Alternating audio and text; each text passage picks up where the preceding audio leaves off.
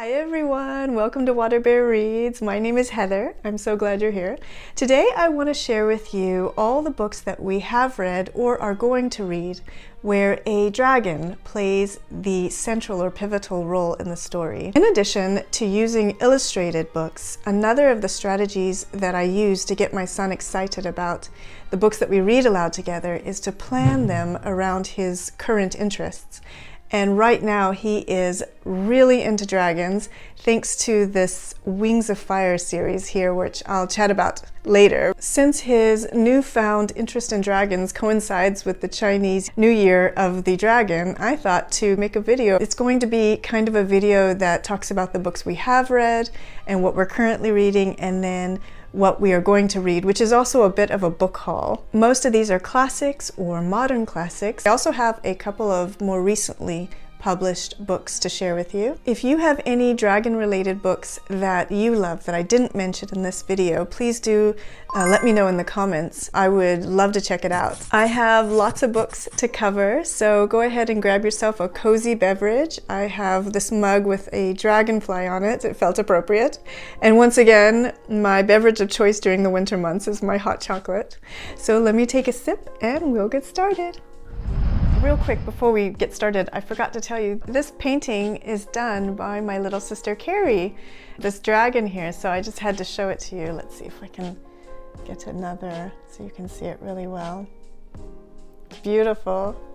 I bought it from her I feel like a million years ago, and it's one of my favorite things. The first book on this list is My Father's Dragon by Ruth Stiles Gannett, originally published in 1948, but this version was published in 2020 by Bushel & Peck and illustrated by Helen Perez Garcia, and it's beautiful. I love this book. It's so pretty. This was one of the first chapter books that I ever read to my son, and it works really well as an early chapter book because it's easy to comprehend and fast-paced. In this story, the narrator is talking about his dad, whose name is Elmer Elevator. And one day, Elmer Elevator meets a cat in an alley who tells him that there is a baby dragon in need of rescue stuck on an island called the Wild Island. So Elmer Elevator packs 25 peanut butter and jelly sandwiches and 6 apples and heads off to save this baby dragon on the Wild Island. This one from Bushel & Peck is extra special because the original illustrations were actually done by the author's stepmother, Ruth Chrisman Gannett, and her illustrations are also combined in this version with Helen Perez Garcia's illustrations. I also really love this publishing company because for every book you buy, they donate a book. I've mentioned them a couple of times on this channel. I think one of the ones I told you about was Emily Dickinson's poems, which I love this book. It's so pretty. And there's several others. Stories About Stories is another one I have.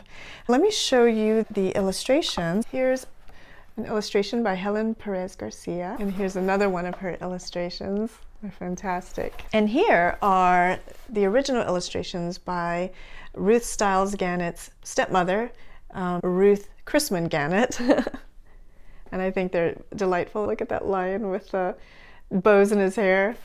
Oh, let me quickly show you the end papers too, which are just wonderful. I love these little oranges. But yeah, wonderful book, beautiful version. Highly recommend.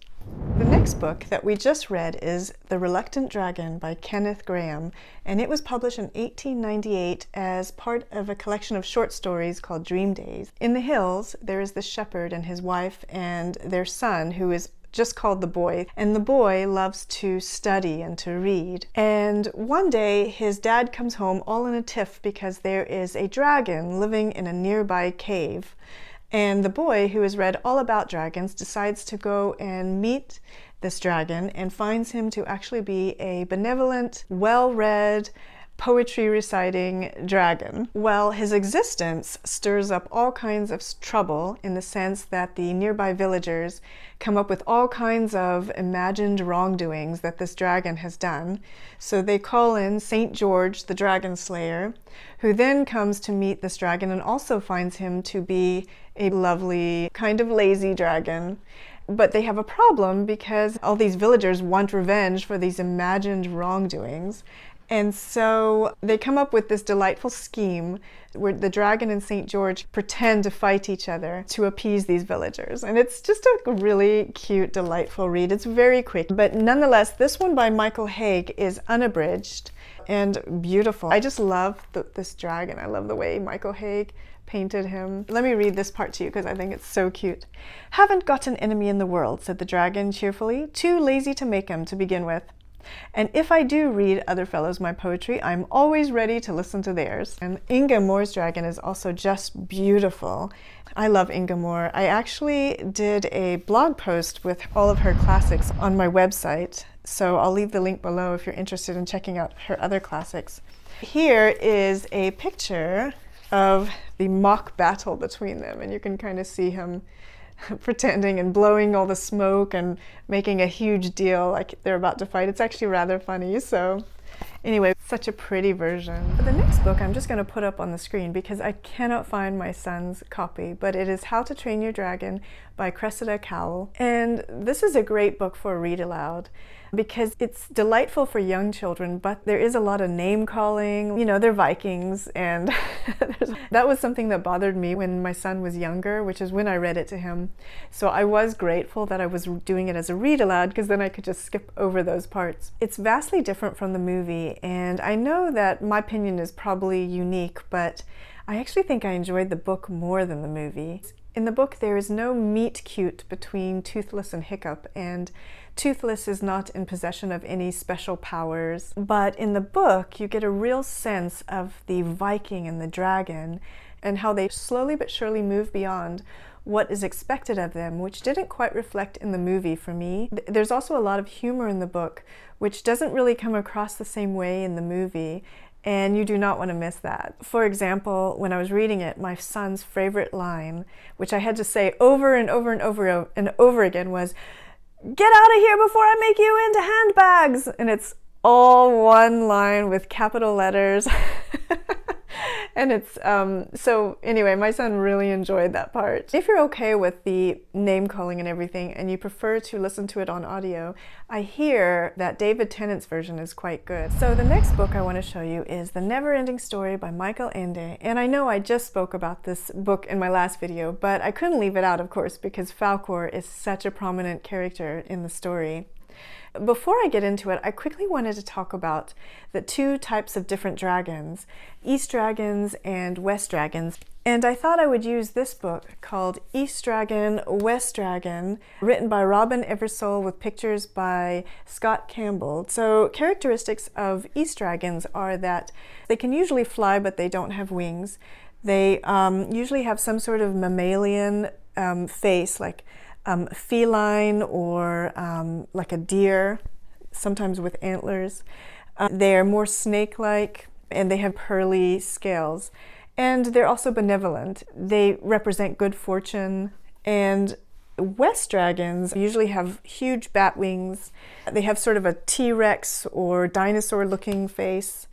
And they are fire-breathing, and they're usually quite troublesome. But in this book, the West Dragon is actually very nice. I picked up this book from San Diego Comic-Con when my son was not even born yet. And we met Scott Campbell, who is a wonderful illustrator. So that's East Dragon, West Dragon, a very cute picture book about these two dragons. They've never met each other, and they are very scared of each other because they don't know what to expect.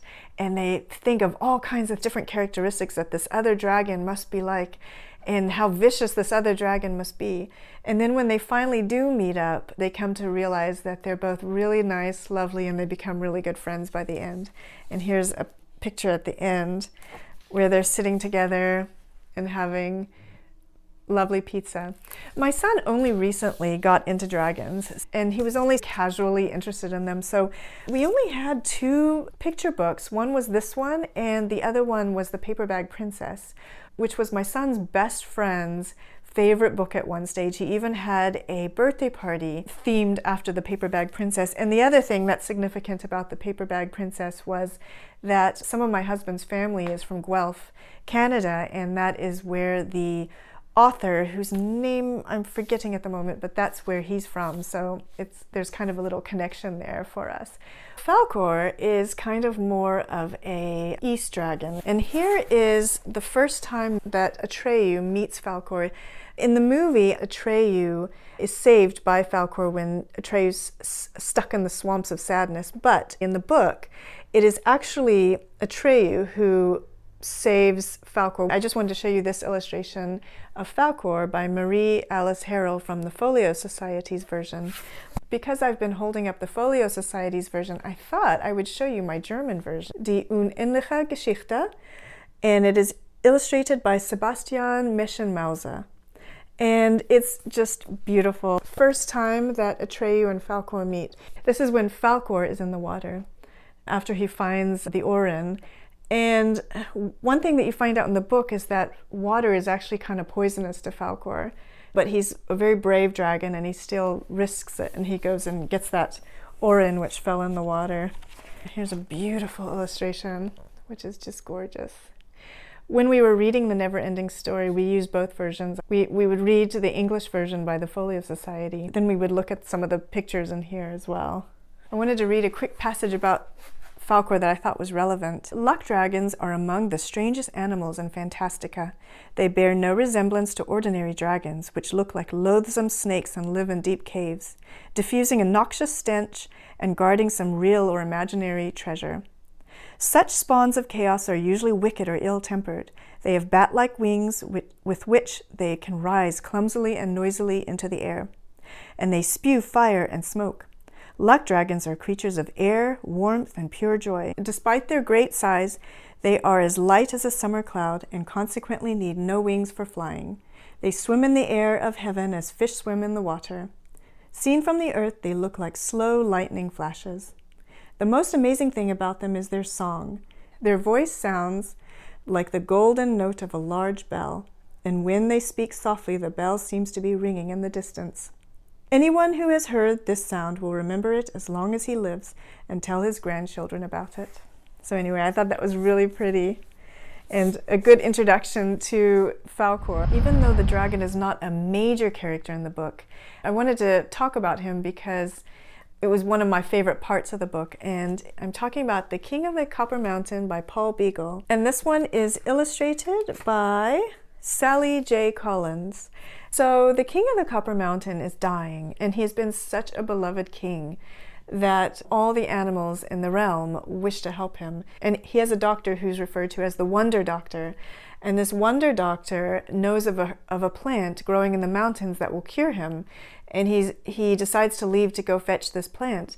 And he says that in the meantime, tell the king stories to keep him alive. As the doctor moves through the land towards the mountains to fetch this plant, he sends creatures to tell the king stories. And one of the creatures he sends is a dragon, which you can kind of see the blue part of the cover is the dragon's tail. This dragon is a three-headed dragon, and he is definitely one of my favorite characters, and he has, for me, the most memorable tale. It's a tale about himself and how he was captured for 100 years and how he managed to trick the witch who captured him and escape. This is a lovely book, by the way, for dragons or for any reason to read. So many wonderful tales. Some of them are eerie, some of them are funny, some of them are heartbreaking. And when we read this book, which was last year, it was one of my son's favorite books of the year. And let me read you a small part that it talks about the dragon's part in it. So this is from chapter 10. When the hare came into the kitchen the next morning, he had a terrible fright. The dragon had stuck his head in through the window and was sniffing at the pans. "Well, well, no need to panic," the monster said in his kindly voice. "I'll light the stove for you." And he blew a splendid flame into it so that the hare could start the porridge right away. Let me show you an illustration. Sally J. Collins, here's one of the illustrations from the book. She has some, they're all black and white, but they're delightful. The King of the Copper Mountain. There are many ways to interpret the symbol that a dragon leaves upon a story. For me, as a mom reading it aloud, they symbolize a challenge that must be overcome. And this is never truer than in J.R.R. Tolkien's The Hobbit. This was the first book that we read where the dragon is definitely terrible and something to be feared. Smaug has killed and ruined a city and driven the dwarves from their home. And is very dangerous. He is not a poetry writing dragon. And it is in the presence of Smaug that we come to see what Bilbo Baggins is really made of. But dealing with the dragon is not actually Bilbo Baggins' finest moment in the novel. His finest moment comes after he deals with the dragon, but it is in dealing with the dragon that gives Bilbo Baggins that confidence and courage in himself to do that fine thing that he does at the end of the novel, where he prevents a war from happening. In a way, I feel like Tolkien's message is that if you can conquer what you are afraid of, you grow in confidence. And that's what I love about The Hobbit so much. I decided to read this version to my son because it has so many beautiful color illustrations throughout. It's illustrated by Jemima Catlin. Christopher Tolkien actually sent Jemima Catlin a request for her to send in some sketches for The Hobbit, and 3 years later, in 2013, HarperCollins published this version of The Hobbit. And let me show you some of the illustrations. We just finished reading this one too, so I have all my stickers because I haven't done my Goodreads review for it yet. Here is another illustration. That is it for the books that we have already read that have dragons in them. And now I'm going to show you the dragon-related books that we are currently reading. So here are the books that we are currently reading. The first ones are these Wings of Fire series. I'm actually buddy reading them with my son, and they are by Tui T. Sutherland. There are a few illustrations inside, not many, but they're done by Joy Ang. And they're wonderful, actually. I'm quite enjoying them. I just finished the second one this morning. We have a land that is war-torn, and we have different kinds of dragons. We have the sea wings, and we have the mud wings, and we have the sky wings, and we have the night wings, and the rain wings, which are from the rainforest, and the sand wings, which are from the desert, and there's also the ice wings. And there's a prophecy called the Dragonette Prophecy, where 5 different dragons that are born on a certain night will bring peace to the land. And so these 5 dragons have been kept in a cave for their protection, but they know nothing about the land which they are supposed to save. And one day they break out, and then the story takes off from there. But it's really great. I actually love the world building, and I love the characters, and Tui T. Sutherland's done a great job with these. I'm not reading them aloud, I'm just reading them next to my son.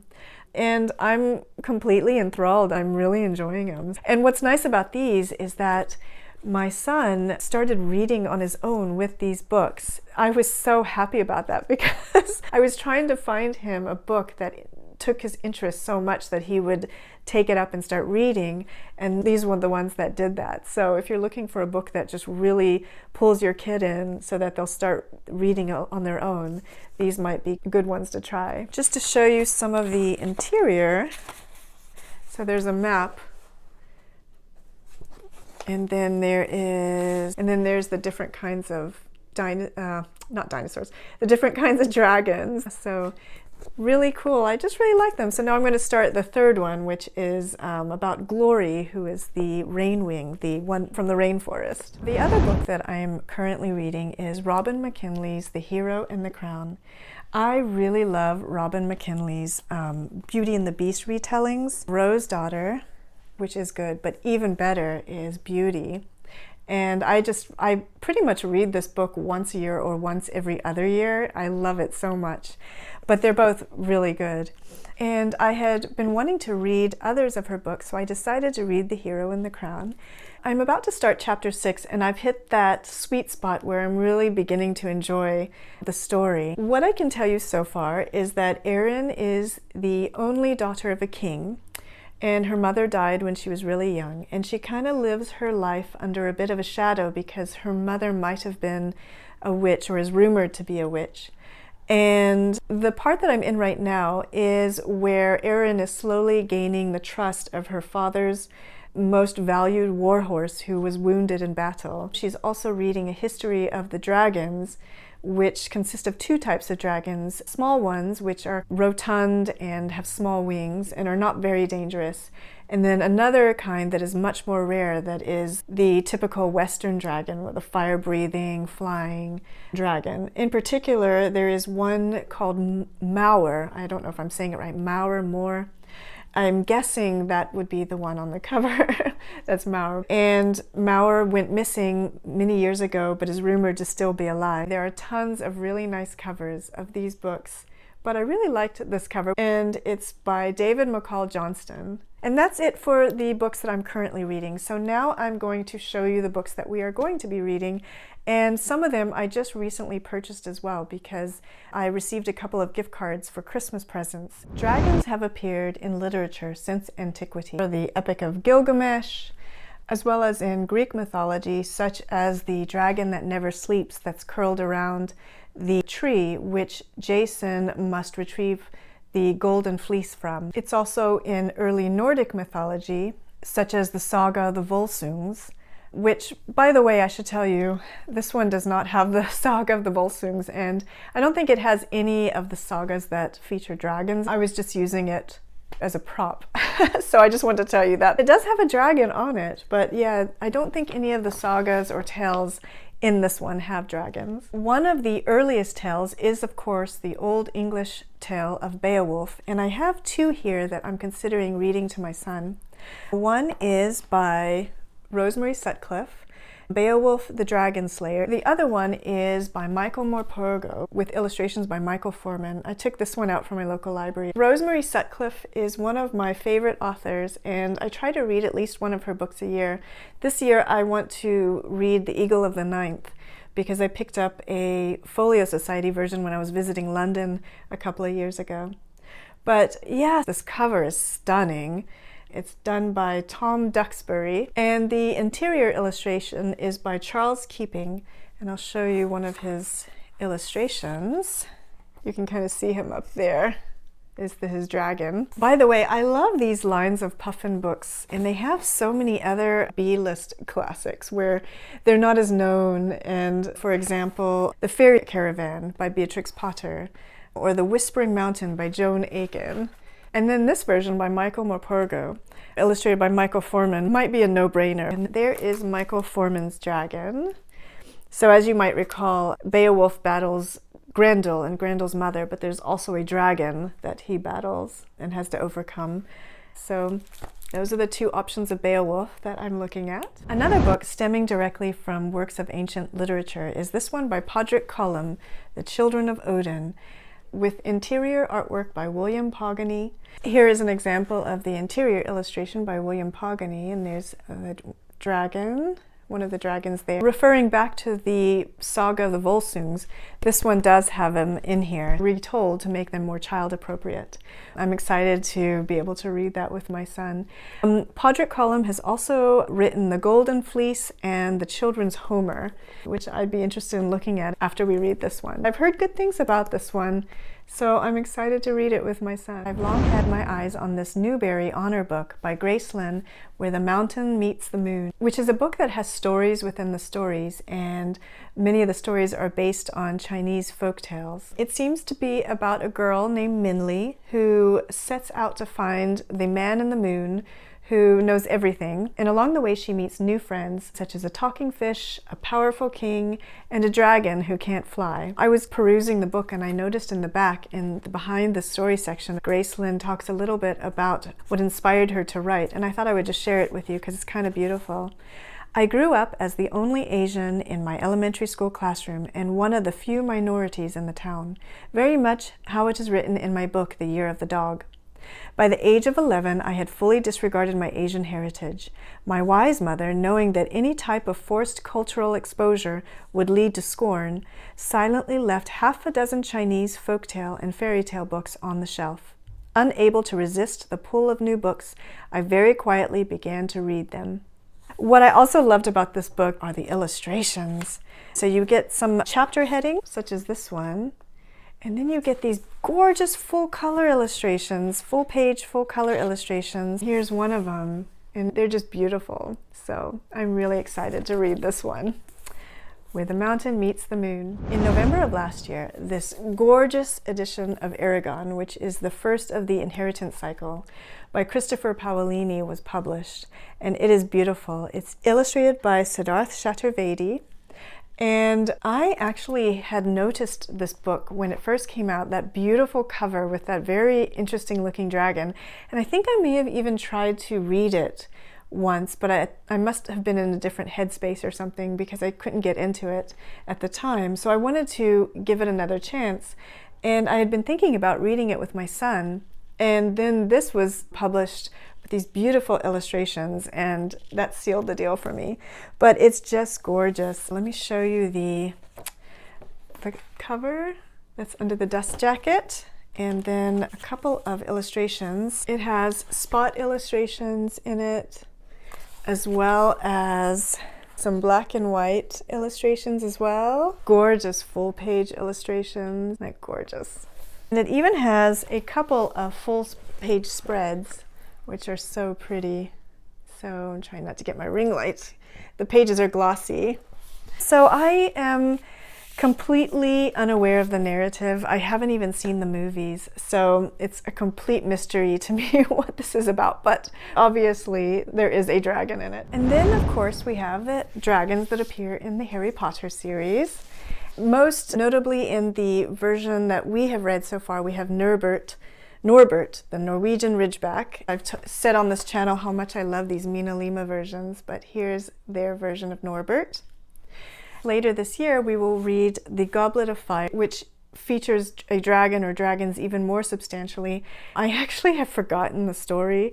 I think I've told you on this channel before that I've never read the Harry Potter books, that I'm reading them for the first time with my son. I did watch all the movies, but yeah, I don't remember what happened in the Goblet of Fire at all. I do have this wonderful clip that I took when I went to go visit the Harry Potter studios with my mom a couple of years ago. If I can, I'll insert it real quick so you can see it, but it's with a dragon.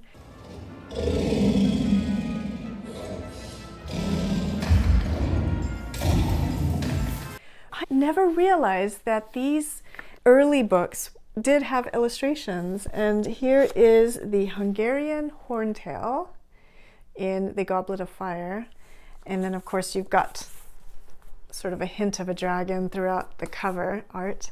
Harry Potter is one of our most anticipated books that we read, and we tend to try and read them in the fall during the first few weeks of school. But I'm waiting for Mina Lima to make an announcement. I want to see when they're going to have the next one published. Speaking of the Harry Potter studios in London, I wanted to show you a book that my mom picked up and gave to my son, and it's this Harry Potter Magical Creatures. And it talks about all the different dragons in the Harry Potter world. And it comes with stickers, which is cute.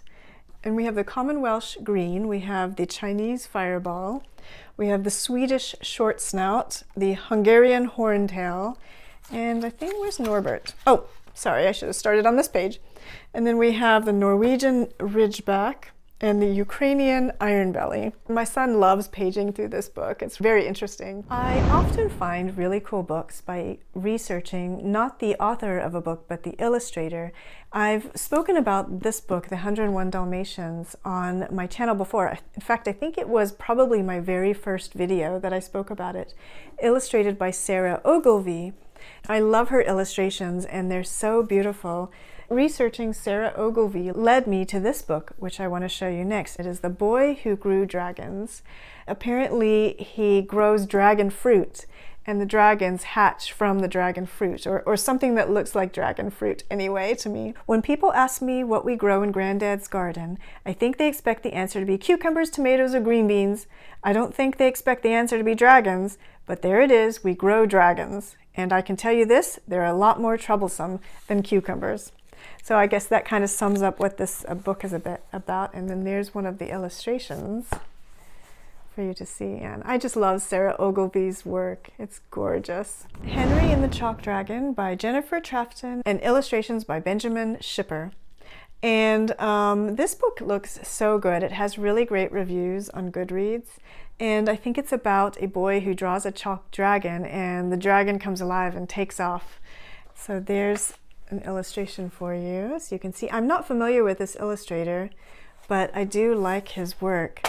And then what I also found really cool about this book is at the very back, there's a page, and it says Henry's book chest. So I guess Henry is the boy who draws the chalk dragon. And it says, Henry's story refers to many classic books and poems. Here are some that you might enjoy reading. The Adventures of Pinocchio, Alice in Wonderland, Bunnicula, Charlie and the Chocolate Factory, The Chronicles of Narnia, Harold and the Purple Crayon, The Jumblies by Edward Lear. I don't know that one. King Arthur and His Knights of the Round Table by Roger Lansell Green, The Legend of Sleepy Hollow, The Mouse and the Motorcycle, Peter Pan, Treasure Island, Where the Wild Things Are, Winnie the Pooh, and The Wizard of Oz. Oh, by the way, the reason I have the Alice in Wonderland here, I forgot to tell you, is that the Jabberwocky is a dragon, so that's why I have it in here. So anyway, that kind of excites me. I always love it when children's books have book references in them. So yeah, looking forward to reading this one. So this one that I'm about to show you is one that I wanted to get for a very long time. I've had my eye on it for close to 2 years maybe. And my little sister Carrie, who also did this painting, sent me the most generous gift card for Christmas.